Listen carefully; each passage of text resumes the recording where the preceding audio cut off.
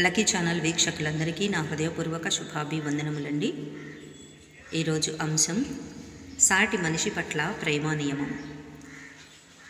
రోమిలకు రాసిన పత్రికలో నుంచి 13వ అధ్యాయంలో 8 నుంచి 14 వరకు చదువుకుని దేవుణ్ణి మహింపరుద్దాము. ఒకనినొకడు ప్రేమించుట విషయములో తప్ప మరేమియూ ఎవనికిని అచ్చియుండవద్దు. పొరుగువానిని ప్రేమించువాడే ధర్మశాస్త్రము నెరవేర్చినవాడు. ఎలాగనగా వ్యభిచరింపవద్దు, నరహత్య చేయవద్దు, దొంగిలవద్దు, ఆశింపవద్దు అనునవియు మరి ఏ ఆజ్ఞ అయినా ఉన్న యెడల అదియు నిన్ను వలె నీ పొరుగువాన్ని ప్రేమింపవలెనను వాక్యములో సంక్షేపముగా ఇమిడియున్నవి.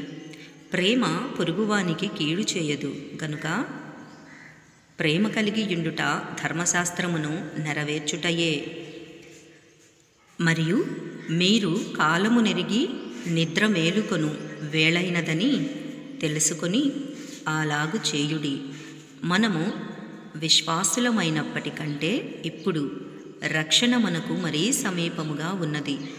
రాత్రి చాలా గడిచి పగలు సమీపముగా ఉన్నది గనుక మనము అంధకార క్రియలను విసర్జించి తేజస్సంబంధమైన యుద్ధోపకరణములు ధరించుకొందము.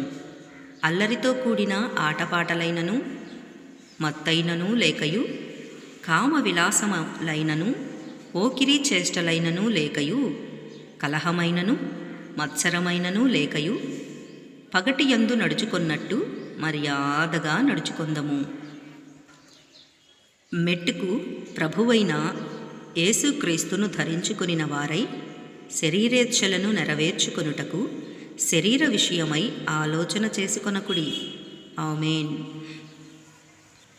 ఈ మాటలు మనందరి హృదయాలలో స్థిరపరచబడి మోడుబారిన జీవితాలు చిగురించబడినట్లుగా ఈ వాక్యము ఫలించునుగాక. ఆమేన్, ఆమేన్, ఆమేన్.